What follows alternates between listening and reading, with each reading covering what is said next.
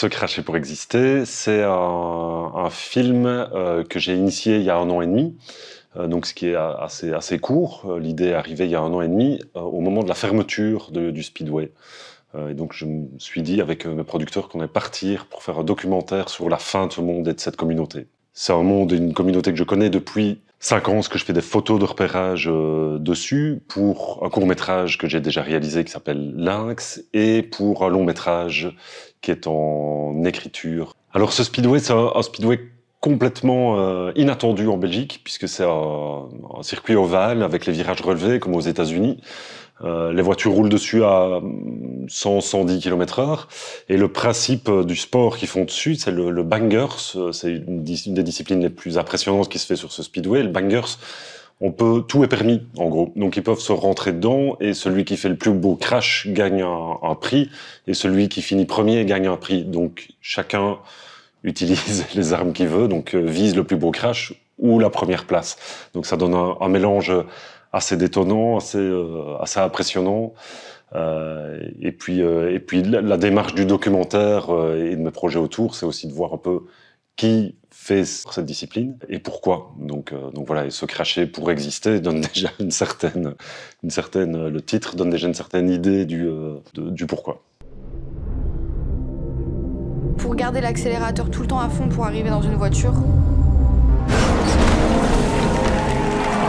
faut pas du tout avoir peur, faut complètement être déglingué du cerveau.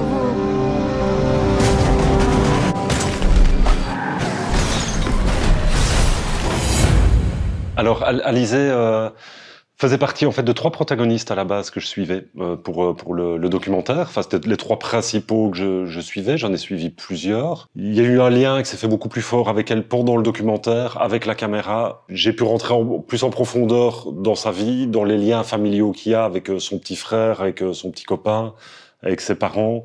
Donc il y avait quelque chose qui représentait très fort le speedway au travers d'Alizé et sa vision de leur monde, de leur sport.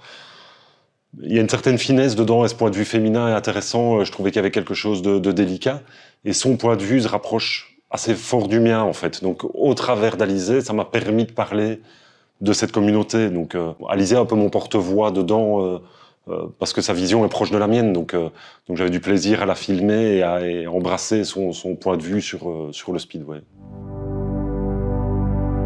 Ça, c'était la première voiture à ta sœur, la première voiture à Alizé. Ah là, ils sont serrés les deux, papa. Pour commencer, au speedway, il y a la famille de sang. Puis après, t'as la famille de cœur. Tu les vois pas souvent, mais t'es content de les voir.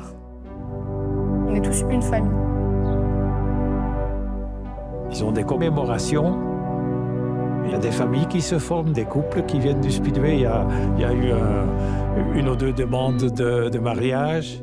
Le plus important pour moi, c'était d'être le plus juste par rapport à eux, d'être le plus bienveillant dans le sens où j'avais envie de montrer leur bon côté, ce que moi j'avais découvert d'eux en fait sur le speedway, ce qui m'a impressionné chez eux, c'est ça que je voulais filmer, c'est ça que je voulais voir, c'est ça que je voulais montrer, la beauté de ces gens, la beauté de leur sport qui paraît pourtant assez brut.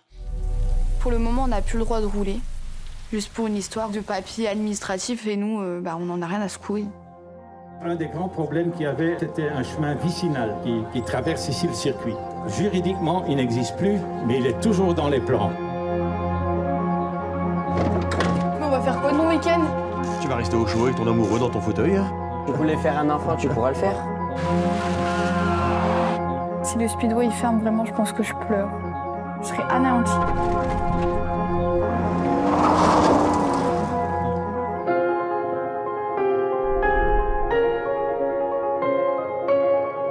Ce serait au fond dommage si ça devrait fermer.